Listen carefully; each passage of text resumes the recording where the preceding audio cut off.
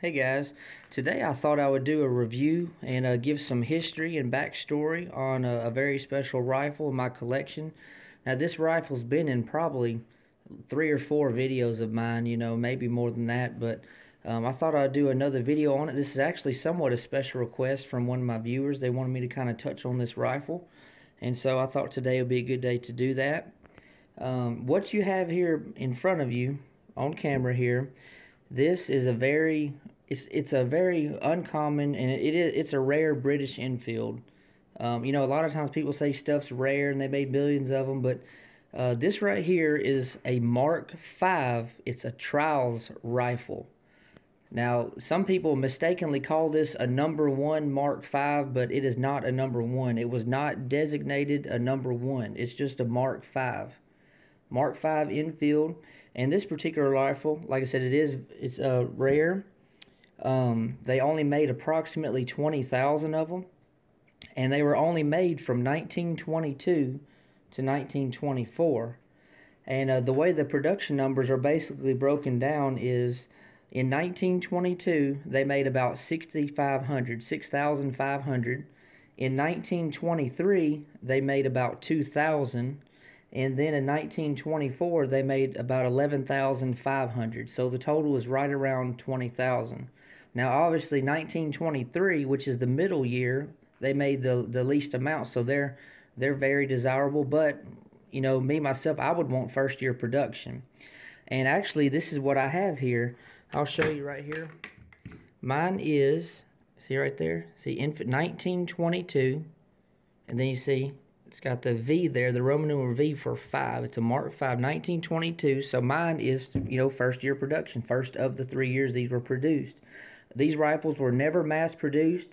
It was just a trials thing they wanted to do to try to work with cost and different thing. But like I said, it was never mass produced. And, a lot of you looking at this might be like, okay, that looks just like a #1 Mark V. I'm sorry, a #1 Mark III. Well, it does look a lot like it, but I can point out the major differences. I'll start right here.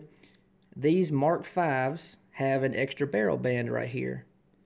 And what that's for is it helps basically for, strengthening and the rifle, especially when you have the model 1907 Enfield, the long bayonet on the end is for strengthening, the stock and the rifle.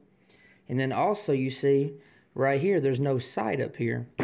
On the Mark IIIs, there was a sight up here, right? Well, the sight got moved to the rear, and it actually got changed. And this is the original sight. This is the original rifle. Nothing's been replaced or altered on it. See, there's your sight right there. That's your sight. Whereas, like I said, it was up here.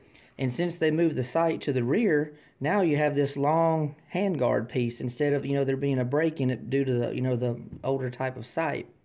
So you got the extra barrel band, the sight moved to the rear. Then you also have this right here.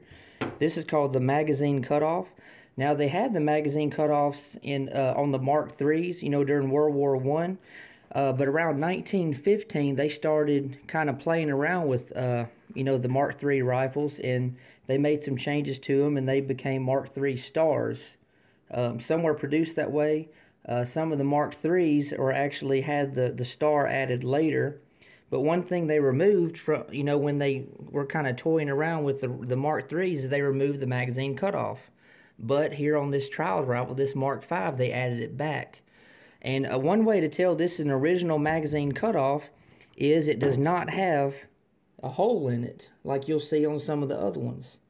Now, it's called a spotting hole. So if you see a hole in there, then if you had a Mark V, it would be not original. So there's no hole in there. And basically, the magazine cutoff, for those of you who don't know, you can load, the magazine, the box magazine, and then this would be basically for single shot. So you don't just blow through a bunch of ammo all the time. You can, load one round in there, and then, insert basically the magazine cutoff and just shoot one round at a time, just for like practicing target, or so you don't waste up a lot of your ammo. You see it's got the disc here, which usually is, it's a unit disc, but this one unfortunately doesn't have any unit on there.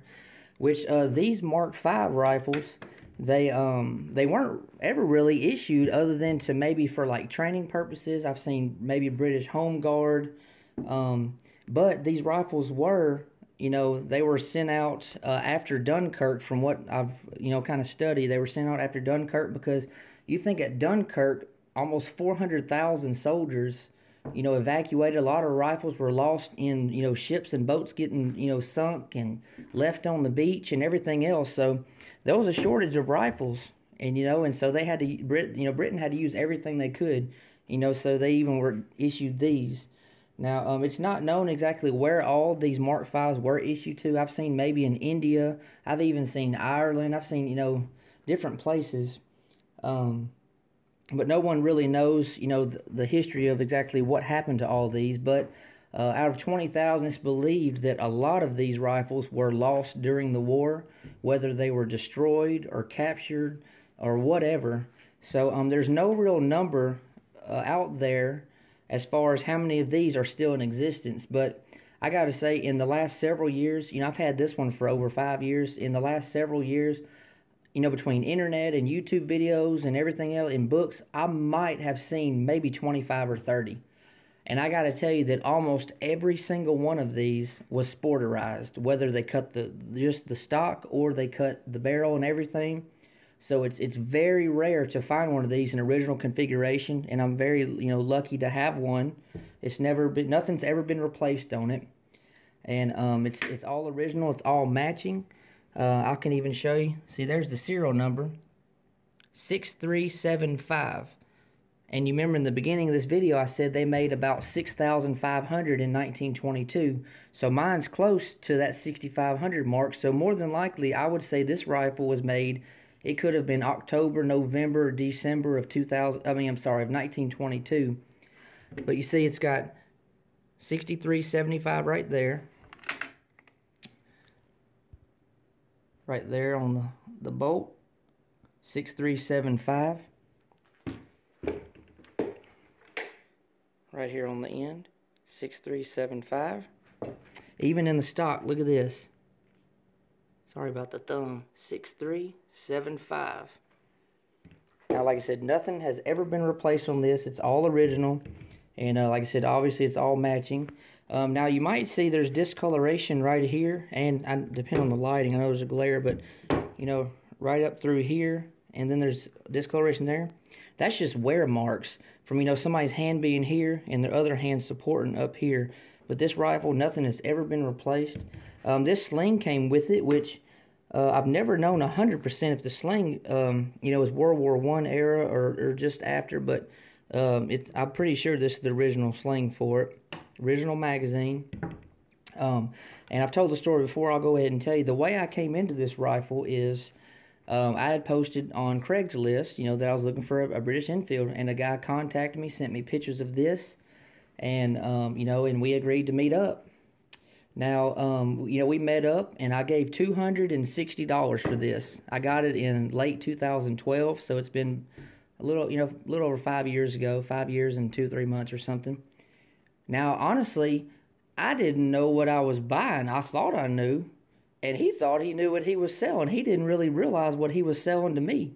So it's not like I took advantage of the guy or anything, because neither one of us knew what we had. I actually made I think it was my very first video I ever made on YouTube of my collection. I posted, and I had it titled #1 Mark III, and a guy commented on there and let me know exactly what I had. Now, this has been, like I said, over 5 years ago, and I've owned 11 Enfields now. I've still got 6 currently, and I've learned a whole lot in the last 5 years about rifles and Enfields and everything, so I know a lot about this rifle now, but I didn't then. And so I got a steal on this rifle, $260. I've seen people, wanting to know value of these rifles, and like I said, it's very hard to find one, really in general, but to find one in original configuration that hasn't been sporterized.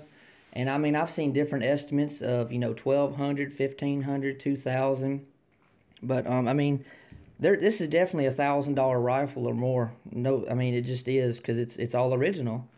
Sporterized ones, I mean, you could probably find one, for less than $1,000. I'm sure maybe $500, $600, $700. That's saying the people know what they have, but, so this is a very desirable rifle. I'm grateful to have it in my collection. I've always hoped to come across another one. I would love to have one of each of the 3 years, 1922, 1923, 1924, but the odds are definitely against me there. But I'm just like I said, I'm just really excited, to have this rifle. Now, like I said, this is a Mark V rifle. Now there is a number 5 rifle that's an Enfield also. A lot of you know it. It's the Jungle Carbine, which I have one of those also. Now a lot of times I'll see people, mentioning, maybe asking about this rifle on, on military forum, or whatever, gun boards or whatever, and they'll say, a number 5, blah blah. Like, no, this is not a number 5. This is a Mark V. There's a difference. Number 5 is the Jungle Carbine. It's a number 5 Mark 1. This is a Mark V. This is not a number 1 Mark V. This is not a number 5 Mark V. This is just a Mark V. It was never designated a number 1. Now, there's people that want to argue all day long, which I'm not into arguing. I just kind of put the information out there, and, people can, accept it or not. But, like I said, it's not real known how many of these are left. I would, in my estimation, I would say out of 20,000, in the last, 90-something years, I would say there's definitely maybe a few hundred left. I would say at the very, very most, there might be 1,000 left, but I seriously doubt it's that much. I would say maybe, several hundred, maybe 200 or 300 or 400, 500, maybe. They're just not out there. And like I said, probably 75% of them that you come across, if you're lucky, will be sporterized. And it can be expensive trying to, put it back in original configuration. And you're pretty much not going to find an original stock. I mean, there's almost non-existent. It's going to be very hard and very expensive to do that. But, I just kind of wanted to do this video, just to give you some information. This is .303 caliber, which is the standard British caliber for their rifles, .303. It shoots, it holds 10 rounds here in the box magazine. And one thing about the Enfield, if you're not familiar with them, is they cock on closing, whereas a lot of bolt-action rifles cock on opening. But like I said, I just wanted to give you some information on this. This was kind of a video one of my viewers wanted me to touch on, and I hope I've been somewhat informative. Nobody, knows everything. I wish I knew more about where this one could have been. Was this one, I mean, who held this one? Where was it at in the world during the wars and stuff? I've seen a picture of, Viet Cong during Vietnam with one of these. But like I said, if you do your own research on this, you look up images or YouTube videos, you might find 20 or 30 or so roughly, but you won't find hardly any of them that are in original configuration. And that's sad. It's sad, a lot of guys back in the day wanted to make these into hunting rifles, which realistically, with all of milsurps, most of these men, they didn't expect them to be collector's pieces and of value. They just considered them just another rifle, that they wanted to hunt with, or, or experiment with, or whatever. But it's really sad that, any milsurps are sporterized, but that's one thing I can't stand. I do not like sporterized stuff. But anyways, like I said, I just wanted to kind of touch on this.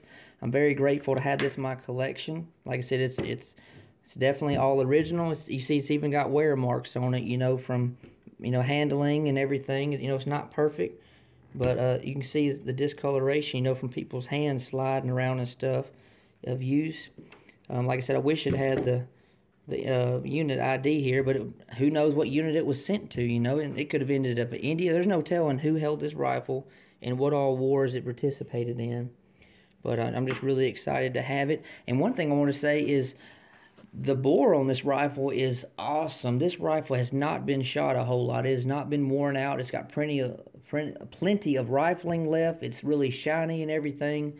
It's in great condition. And like I mentioned, I've had this for over 5 years, and I've never fired it, not once. And honestly, I never planned on doing that. And, I've had people think that's kind of silly or dumb or whatever. But I don't know. I just would hate to fire this thing and have a bad day or bad luck, or shoot a bad round and end up damaging it in any way and hurting the value. I just really don't want to do that. So this is kind of my safe queen, I guess you could say. But so be on the lookout. When you see an Enfield on table, don't just be like, okay, well, that's just a regular Enfield. I mean, actually look at the markings, look at the dates, learn the different characteristics and stuff. You know, whenever I see an Enfield, you know, from a distance on a table, say at a gun show or gun store, one of the first things I look for, honestly, is I look where the sight is. Is the sight up here or is it back here? Does it have one barrel band? Does it have the extra one? You know, that's the kind of things I start training myself to look for, not just for Enfields, but other rifles. You know, just train yourself, study, get books, you know, Wikipedia, Google stuff, you know, print off stuff, read over stuff, study, you know, and the more knowledge you have, the better off you are when in the collecting world.